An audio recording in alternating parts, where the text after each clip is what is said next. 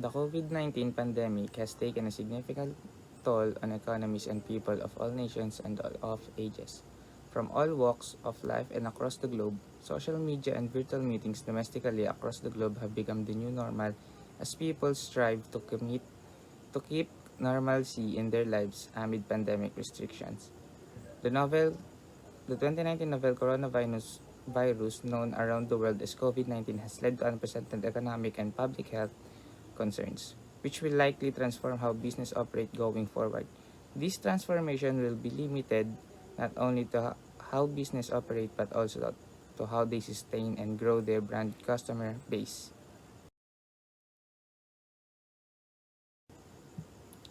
Background of the problem. Many of workers around the globe lost their job due to pandemic. Many establishments were forced to close because of the threat of the virus. Even e-commerce firms, the profit went down, but many retailers have mixed opinions of the severity of COVID-19 and its impact. Anna Vrin's shop is one of the establishments who were forced to close their physical store because of the pandemic. Even reopening the business through online, they're still struggling because of the low marketing sales due to low customer.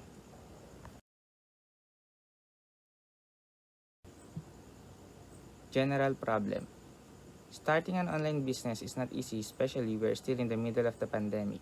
Every new online retailers were lack of proper procedures causing them a low marketing sales.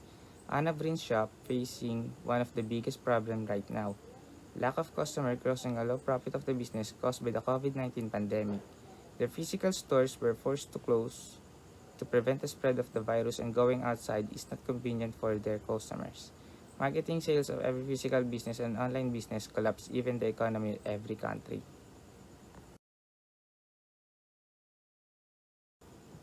Specific problem. One of their specific problem is struggling to identify the product quantity. Next, lack of proper inventory management. And next, because of the proper inventory management, it causes a long duration of delivery days.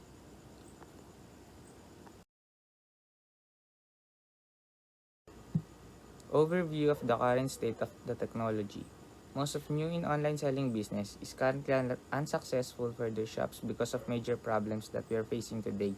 In the current state of the technology, an average shop were left behind compared to the other big online selling shop using fast and reliable, and specifically, it has more time wasting.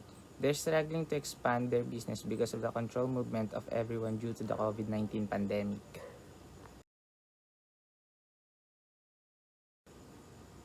Objectives of the study.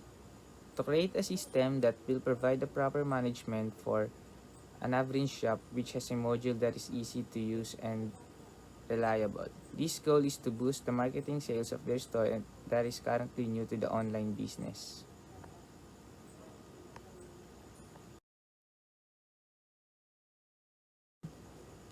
Specific objective.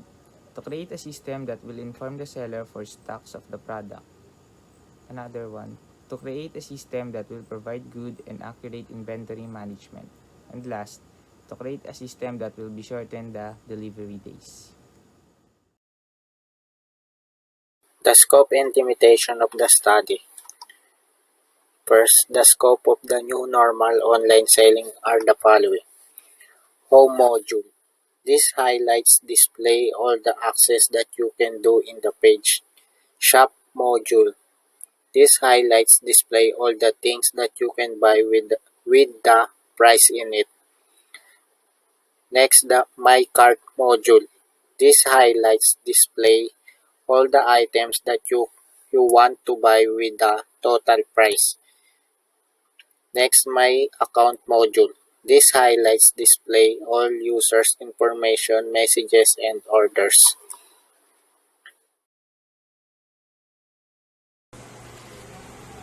Literature review. Review of related literature, studies, or systems. People use internet as a daily device to access their emails, do online tasks, to read online headline, look for certain information, and many other functions. This daily usage of the internet by these people takes them naturally to operate. It has a shoppers to do stop to. Additional constituents found which makes a difference to the buying behavior of the buyers. and their attitudes include their cultural surroundings, particular needs, commitment of the product, mood to trust, to what extent buyers can easily share their personal information, and their willingness to invest on internet buying. The willingness of the buyers to do shopping at the internet stores is referred to as their intention to shop online. Often, this factor is assessed by the willingness of the consumers to purchase and to return to the same website for making further shopping. Ayon kay Bellman, author ng literature na ito, naging parte na ng mga Pilipino ang paggamit ng cellphone, which ang cellphone ay may internet upang makagamit ng mga emails, online reading, balita, shopping app like Lazada, Shopee, etc. Sa panahon ngayon, lalo na may pandemic, ay mas marami ang gumagamit ng online website. Di lang online shopping, meron din mga food deliveries para sa nagpapadeliver na pagkain, online couriers naman para sa mga nagdidegosyo. Sobrang convenient ang paggamit ng internet, especially ngayon ay madali na maka-access dito. Anyone who tends to shop online will think twice before they buying anything, consider the privacy and security of the item. Consumers should act fast to protect their shopping online and to enhance their privacy and security aspects apart from what online merchants have done for the same reason. People can still shop online safely provided they understand the reality and take some precautions to prevent from online theft. Things your mother never told you about shopping online. Totoo na may loyalty standards ng consumers pagdating sa mga particular website, lalo sa pag-usaping online shopping. Hindi sigurado ng consumer na protektado ang kanilang in-order, at isa pang factor ng mga consumer ay sigurado makatanggap ang kanilang produkto na buo, kumpleto at sa maayos na kondisyon.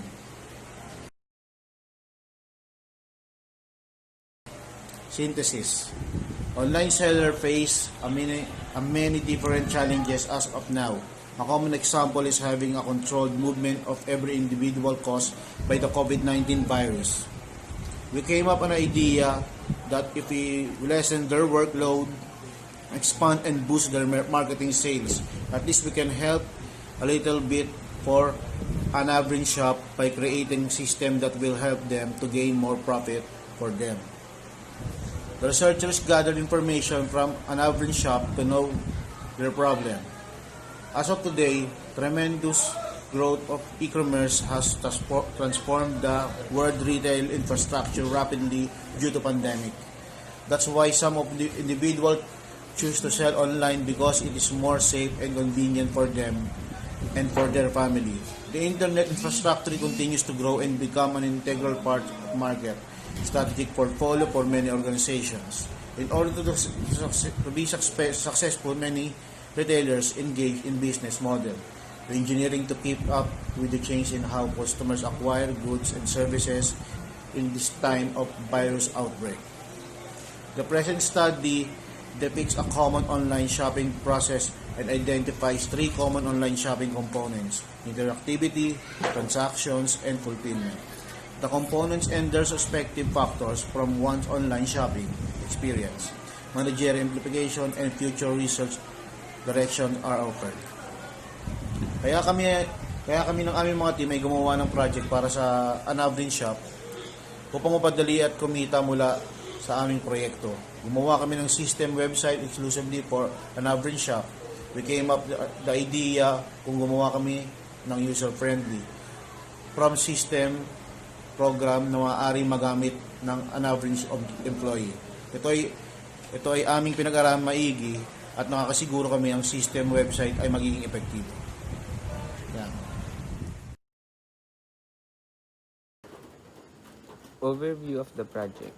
The study aims to boost the marketing sales of Anna Vryn Shop business. The study will be conducted at STI College Pasay EDSA during the first semester of academic year 2020-2021. The objective is to help Anna Vryn Shop and provide them a website that helps them to gain more customer and have an easy access. We, the developers, came up an idea to create a new normal online selling that will help them who lost their physical stores during pandemic to become online sellers and expand their business. The goal of this study is to help their online store to grow.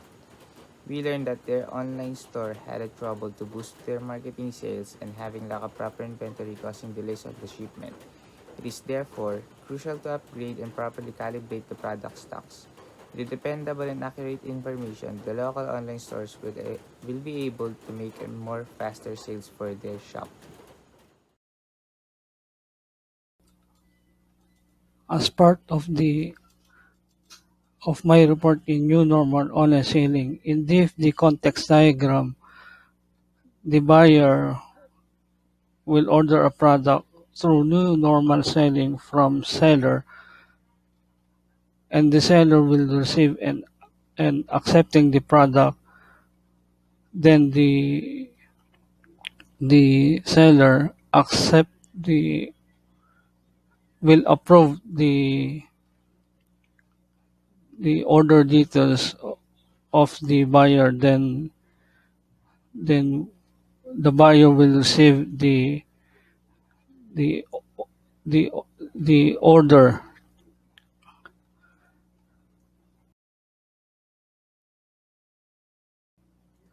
In DFD0,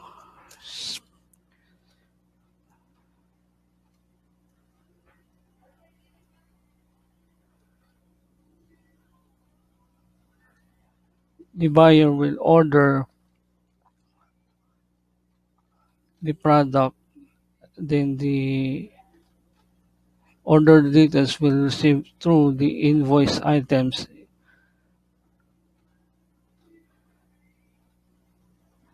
Then in order status, the order details will, will be initiated from buying it and through method of payments. Then at the invoice status,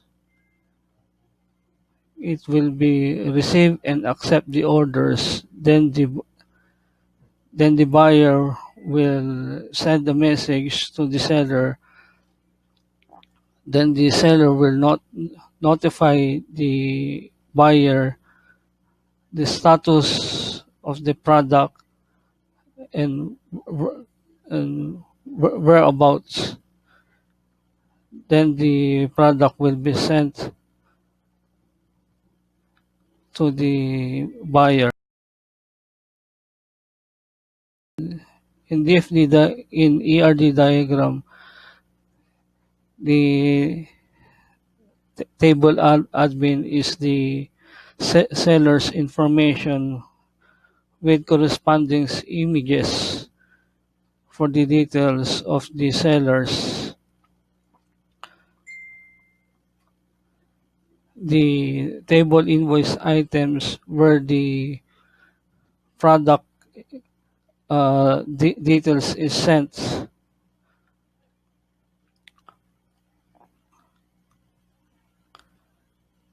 The table cart, if the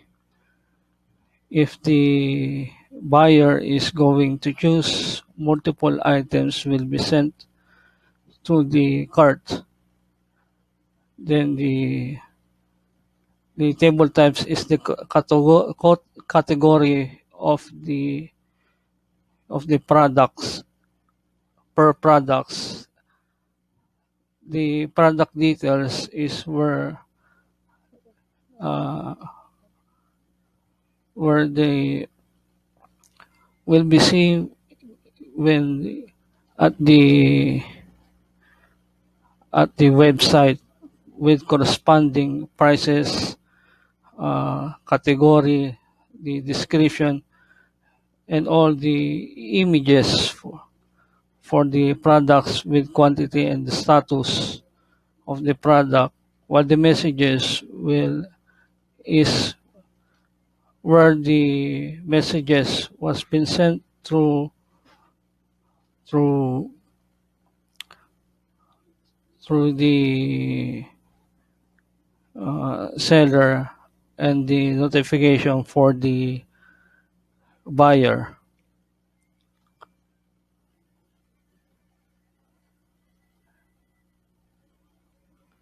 Okay.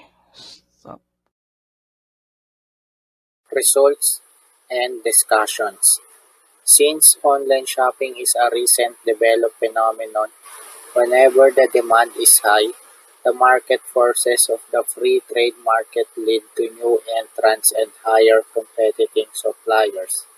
Anna Green Shop are still struggling for their own supply due to the COVID-19 pandemic.